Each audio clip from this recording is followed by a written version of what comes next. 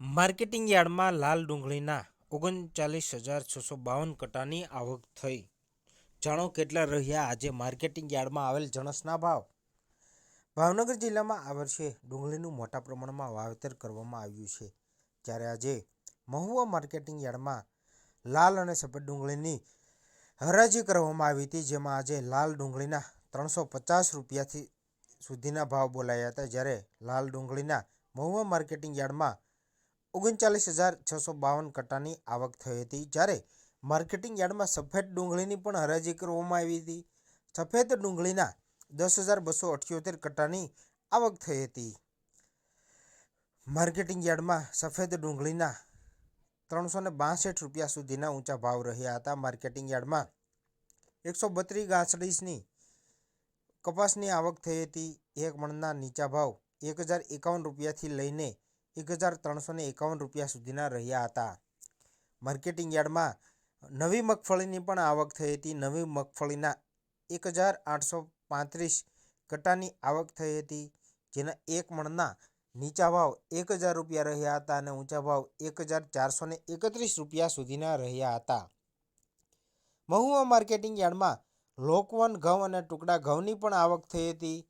યાર્ડમાં લોકવન ઘઉંના નીચા ભાવ 149 રૂપિયા રહ્યા હતા અને ઊંચા ભાવ 703 રૂપિયા સુધીના રહ્યા હતા। ભાવનગર જિલ્લામાં ખેડૂતો પાસે પડેલ વિવિધ પ્રકારની જણસી લઈને મહુવા માર્કેટિંગ યાર્ડમાં ખેડૂતો આવી રહ્યા છે, ત્યારે આજે મહુવા માર્કેટિંગ યાર્ડમાં લાલ અને સફેદ ડુંગળી, નવી મગફળી સહિતના વિવિધ પ્રકારના જણસીઓની હરાજી કરવામાં આવી હતી। ત્યારે આજે માર્કેટિંગ યાર્ડમાં બાજરીની હરાજી કરવામાં આવી હતી। બાજરીના એક મણના નીચા ભાવ 200 રૂપિયાથી લઈને 569 રૂપિયા સુધીના રહ્યા હતા। માર્કેટિંગ યાર્ડમાં આજે લીલા નારિયેળની પણ હરાજી કરવામાં આવી હતી। લીલા નારિયેળના 11,940 નંગની આવક થઈ હતી, જેના 100 નંગના નીચા ભાવ 431 રૂપિયા સુધીના રહ્યા હતા અને ઊંચા ભાવ 1,675 રૂપિયા સુધીના રહ્યા હતા। જ્યારે મહુવા માર્કેટિંગ યાર્ડમાં આજે મકાઈની પણ હરાજી કરવામાં આવી હતી। મકાઈના એક મણના નીચા ભાવ 301 રૂપિયા રહ્યા હતા અને ઊંચા ભાવ 482 રૂપિયા સુધીના રહ્યા હતા। માર્કેટિંગ યાર્ડમાં મકાઈના 19 કટ્ટાની આવક થઈ હતી।